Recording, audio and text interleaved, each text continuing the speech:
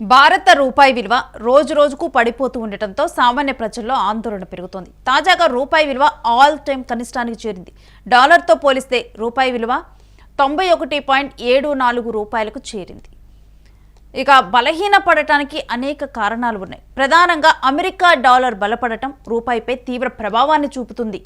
America వడ్డీ రేట్లు పెంచడంతో ప్రపంచ పెట్టుబడిదారులు డాలర్ వైపు మొగ్గు చూపుతూ ఉన్నారు. దీంతో భారత్ నుంచి విదేశీ పెట్టుబడులు బయటకు వెళ్లిపోతున్నాయి.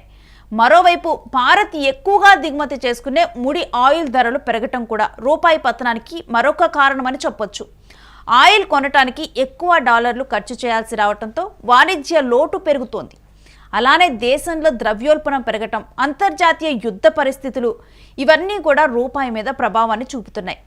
ఒక్క దశలో రిజర్వ్ బ్యాంకు జోక్యం చేసుకుంటున్న డాలర్ బలానికి పూర్తిగా అడ్డుకట్ట వేయలేకపోతోంది. రూపాయి పతనం దేశ ఆర్థిక వ్యవస్థను మాత్రమే కాదు, సాధారణ ప్రజల జీవితాన్ని కూడా ప్రభావితం చేస్తోంది. ముందుగా దెబ్బ తగిలితే సామాన్యుడి జేబుకే. భారత్ ఎక్కువగా దిగుమతి చేసుకునే ముడి చమురు ధరలు పెరుగుతాయి. దీంతో పెట్రోల్, డీజిల్ ధరలు పెరిగి రవాణా ఖర్చులు, నిత్యావసర వస్తువుల ధరలు పెరుగుతాయి. కూరగాయల నుంచి పాలు వరకు, బస్సు టికెట్ నుంచి సరుకు రవాణా వరకు అన్నిటిపైన రూపాయి పతనం ప్రభావం చూపనుంది. అదేవిధంగా మొబైల్స్, ఎలక్ట్రానిక్స్, మెడిసిన్స్ ఇలాంటి విదేశీ ఉత్పత్తులు మరింత ఖరీదవుతాయి.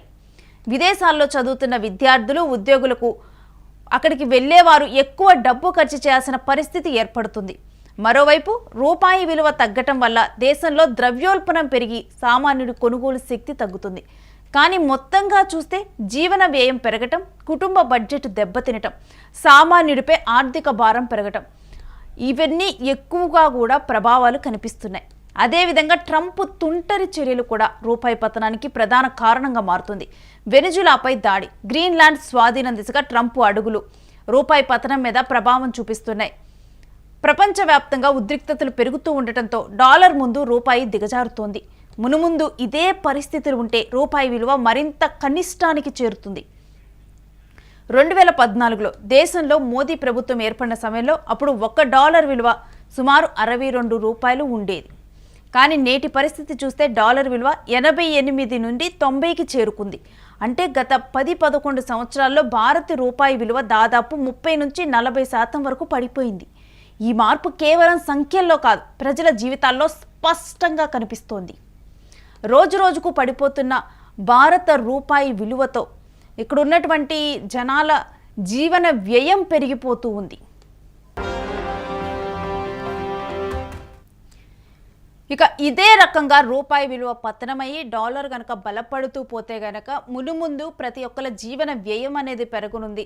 ముఖ్యంగా కూడా మనం దిగుమతి చేసుకునే వస్తువులు ఎక్కువ చెల్లించి మనం ఎక్కువ డబ్బులు డాలర్లు ఎక్కువ చెల్లించి మనం దిగుమతి చేసుకోవాల్సి ఉంటుంది. దీనివల్ల ఇంకా మునుముందు మొబైల్స్, ఎలక్ట్రానిక్స్, మెడిసిన్స్ ఇలాంటివన్నీ కూడా ఇప్పటికే మనం చూసుకుంటే కొన్ని ఉత్పత్తులను కొంతమంది ఎవరైనా విదేశాల నుంచి వస్తుంటే అక్కడ తక్కువగా దొరుకుతాయని చెప్పి ఎలక్ట్రానిక్స్ కానీ, మొబైల్స్ కానీ, ల్యాప్టాప్స్ కానీ ఇవన్నీ తెప్పించుకునే వారిని, మన చుట్టుపక్కల ఉన్న వారిని చాలామందిని కూడా చూస్తూ ఉంటాం.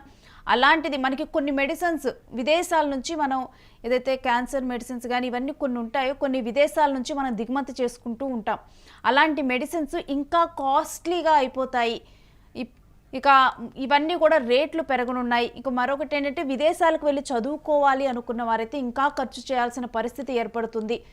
ఇక రూపాయి విలువ తగ్గటం, దేశంలో ద్రవ్యోల్బణం పెరిగి సామాన్యుడు కొనుగోలు శక్తి తగ్గుతుంది. ఈ మధ్య కాలంలో కనుక చూసుకుంటే సామాన్యుడు కొనుగోలు శక్తి తగ్గిందనే చెప్పాలి.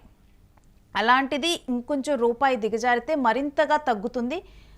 మొత్తం కూడా జీవితంలో అంటే ఒక జీవన వ్యయ ఖర్చులు ఇవన్నీ కూడా ఒక కుటుంబ బడ్జెట్ దెబ్బతింటుంది. సామాన్యుడి మీద ఆర్థిక భారం పెరుగుతుంది. ఇలాంటి అనేక ప్రభావాలు కనిపిస్తున్నాయి. వీటికి ట్రంప్ చర్యలే ముఖ్య కారణంగానైతే చూడొచ్చు.